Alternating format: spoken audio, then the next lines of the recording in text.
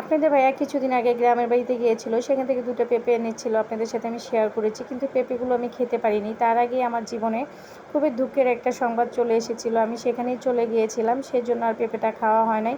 আসসালামু আলাইকুম, welcome to my channel. কেমন আছেন আপনারা? আশা করি আধা কেজি দুধ নিয়েছি, পরিমাণ মতো চিনি দিয়েছি, 1 চামচ আগার আগার পাউডার দিয়েছি, চিমটিকানি লবণ দিয়েছি।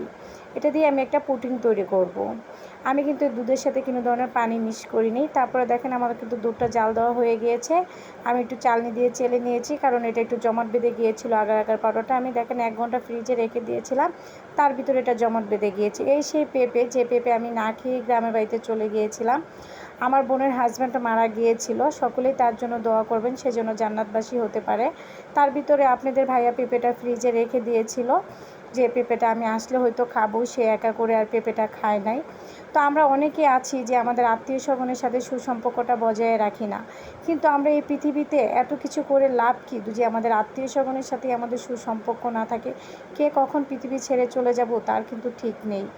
আমরা সকলেই, আমাদের উচিত যে আমরা যেন আমাদের আত্মীয় স্বজনের সাথে মিলেমিশে থাকি। তার ভিতরে দেখেন আমি কিন্তু এখানে ব্লেন্ডার করে চালনি দিয়ে চেলে নিয়েছি, পরিমাণ মতো চিনি দিয়েছি, চিমটিকানি লবণ দিয়েছি।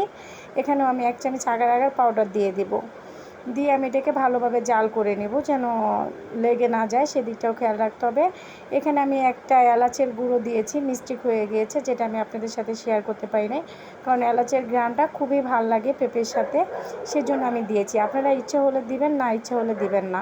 তো এটাকে আমি ঢেলে দিয়ে সারা রাত্রের জন্য ফ্রিজে রেখে দিব, পরের দিন সকালে বের করে নিব এটাকে। তার ভিতরে দেখেন এটা কিন্তু সুন্দরভাবে হয়ে গিয়েছে, দেখতেই পাচ্ছেন। এখন আমি এটাকে আবার কেটে নেব। তো আসলে এই পুডিংটা আমি বানিয়েছি যেহেতু পেঁপেটা রেখে দিয়েছিল আপনাদের ভাইয়া।